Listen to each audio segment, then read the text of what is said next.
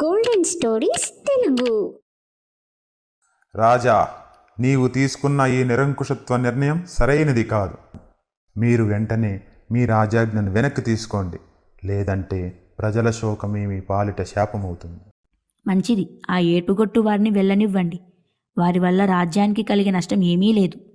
మహారాజా, క్షమించండి. యువరాజా వారు ఇక మనకు లేరు, శాశ్వతంగా మనకు దూరమయ్యారు.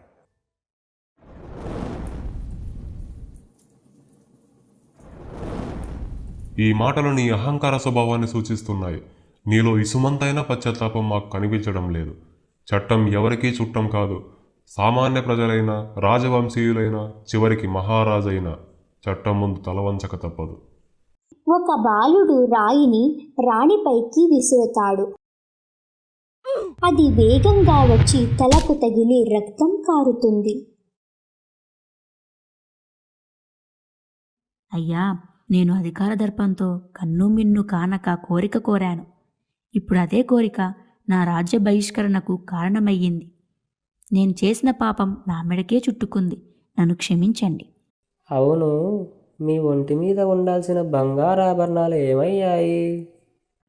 ఇప్పుడు నాకు బంగారు ఆభరణాలు, వజ్రవైడూర్యాలు అవసరం లేదు. బంగారం కంటే విలువైన నా కుమారుణ్ణి నేను కోల్పోయాను. ఇంతలో అక్కడికి సౌమ్య మహర్షి వస్తాడు. ప్రజలారా, తన తప్పును తాను తెలుసుకున్న మనిషిని ఆ దేవుడే మన్నిస్తారు. అల్పులం మనమెంత. అమ్మా శకుంతల, తన కోపమే తన శత్రువు. నీవు కోపంలో కోరిన కోరిక నేడు నిన్నే బలి తీసుకుంది. అవును మునివర్య, నా కోపమే నా వినాశనానికి కారణమయ్యింది. నా తప్పు నేను తెలుసుకున్నాను. కన్నీటి విలువ ఏంటో నాకు అర్థమయ్యింది. ప్రజలారా, నన్ను క్షమించి నాకు ఆశ్రయం ఇవ్వండి. పరివర్తన చెందిన మనిషిని మించిన గొప్ప మనిషి ఎవరూ ఉండరు. మహారాణిని మీ వెంట తీసుకెళ్ళి ఆమెకు ఆశ్రయం కల్పించండి అంటూ అక్కడి నుంచి వెళ్ళిపోతాడు. ఇక ప్రజలు ఆమెను తమ గూడెం వైపు తీసుకెళతారు. అమ్మగారు, నేను నా గుడిసెలో ఒంటరిగానే ఉంటున్నాను. తమరు నాతో పాటే ఉండవచ్చు. రాములమ్మకు ఇంటి పనుల్లో చేదోడు వాదోడుగా ఉంటూ ఇద్దరు అడవికి వెళ్ళి కట్టెలు కొట్టి మోపు కట్టి ఇంటికి తీసుకొని వచ్చేవారు. రాములమ్మ మహారాణికి వంట చేయడం, ముగ్గులు వేయడం లాంటి ఎన్నో కొత్త విషయాలు నేర్పిస్తుంది. ఇలా వారి మధ్య సాన్నిహిత్యం పెరుగుతుంది. గూడెం ప్రజల మధ్య ఉంటూ వారి కష్టసుఖాలు, బాధలు, సమస్యలు దగ్గర నుంచి గమనిస్తున్న మహారాణి ఎందుకని మహారాజు గారు ప్రజల కోసం తపన పడేవారో అర్థం చేసుకుంటుంది.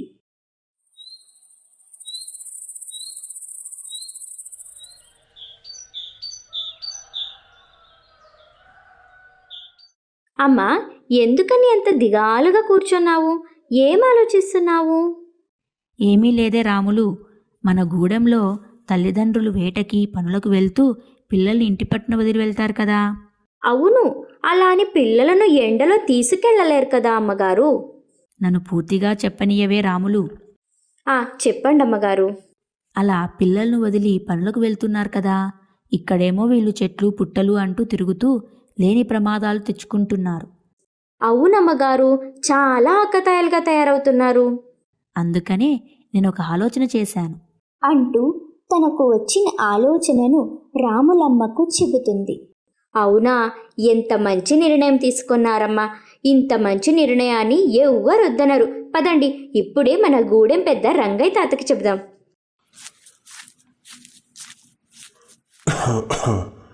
ఏమిటమ్మా ఇలా వచ్చారు? ఏదైనా ముఖ్యమైన పనా? పెద్దయ్య, మన శకుంతలమ్మ గారు మన గూడెం పిల్లల కోసం ఒక మంచి నిర్ణయం తీసుకుంది. అయితే అది చాలా మంచి విజయమే. ఏమిటమ్మా అది? తల్లిదండ్రులు పనులకు వెళ్ళిన తరువాత పిల్లలందరూ చెట్లు పుట్టలు అంటూ ఆకతాయిగా తిరుగుతున్నారు. వారిని మంచి మార్గంలో పెట్టడానికి విద్యను అభ్యసించేలా చేయడమే సరైన దారి. అవునమ్మా, కానీ ఈ గూడెంలో చదువు సంధ్యలు తెలిసిన వాళ్ళు ఎవరున్నారమ్మా? ఒకవేళ అలా ఉన్నా గురుదక్షిణ సమర్పించుకునేంత స్తోమత కూడా వీరికి లేదమ్మా. వారికి విద్యాబుద్ధులు నేనే నేర్పిస్తాను. దానికి గురుదక్షిణ ఎందుకు? పిల్లలు శ్రద్ధాసక్తులతో అభ్యసిస్తే అదే గురుదక్షిణ. అయ్యో, సంతోషం తల్లి. ఎంత మంచి నిర్ణయం తీసుకున్నావమ్మా. పిల్లల అభివృద్ధికి పాటుపడతావు అంటే నేనెలా కాదనగలను? నీకు ఇంకా వీలుంటే సాయంత్రం పూట వారి తల్లిదండ్రులకు కూడా 4 అక్షరాలు నేర్పించమ్మా. దానికే మహాభాగ్యం తాత, తప్పకుండా నేర్పిస్తాను. అయితే ఈరోజే నేను మన గూడెం ప్రజలతో మాట్లాడి ఆ ఏర్పాట్లు చేస్తాను. అలా ఆ రోజు నుంచి రాణిగారు పగటిపూట పిల్లలకు, సాయంకాలం వేళ పెద్దలకు చదువు నేర్పసాగింది. పిల్లలు శ్రద్ధగా పలకండి. ఆ అమ్మా, ఆ ఆవు, ఈ ఇల్లు, ఈ ఈగ. పిల్లలు పెద్దలు శ్రద్ధగా పాఠాలు నేర్చుకోసాగారు. ఇలా గూడెం పిల్లల్లోనే మరణించిన తన కుమారుణ్ణి చూసుకుంటూ వారి బాగోగులు చూసుకునేది.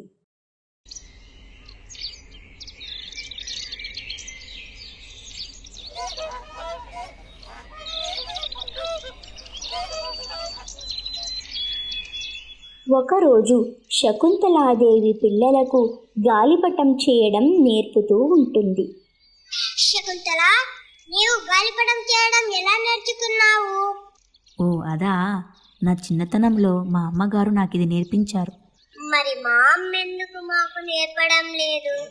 కానీ పిల్లలు, నేను ఇది మీకు నేర్పుతానుగా.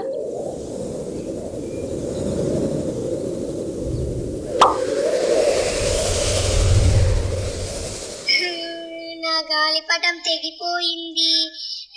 నా గాలిపటం నాకు కావాలి. ఏడవకు చిట్టి తల్లి, నేను నీకు మరో గాలిపటం చేయిస్తానుగా.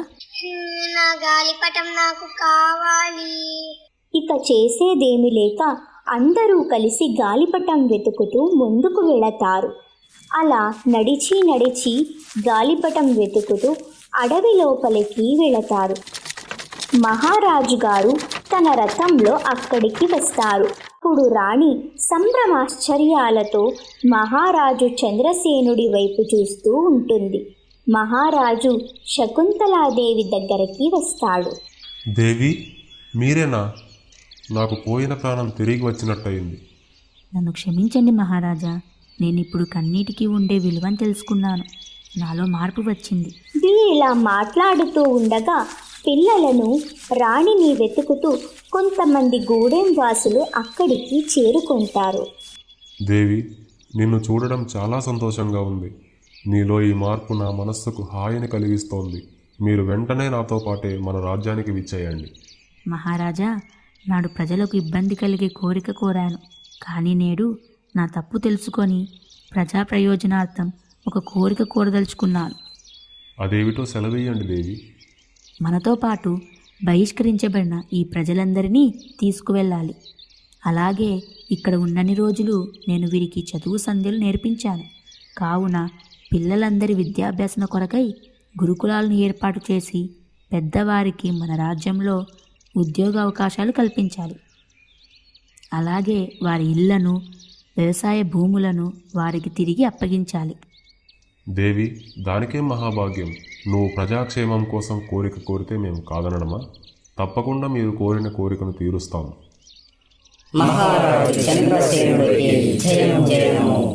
మహారాణి శకుంతలాదేవికి జయము జయము. కుంతల సామ్రాజ్యం వర్ధిల్లాలి వర్ధిల్లాలి. ఇలా ప్రజల జయ జయ ధ్వనాల మధ్య చంద్రసేన మహారాజు తన పత్ని శకుంతలాదేవి మరియు ప్రజలతో కలిసి కోటకు పయనమయ్యారు. ఈ కథ మీకు నచ్చినట్లయితే లైక్ చేయండి, కామెంట్ చేయండి. అలాగే ఇలాంటి మరెన్నో మంచి కథల కోసం మన ఛానల్ని ఇప్పుడే సబ్స్క్రైబ్ చేసుకోండి. Thank you for watching.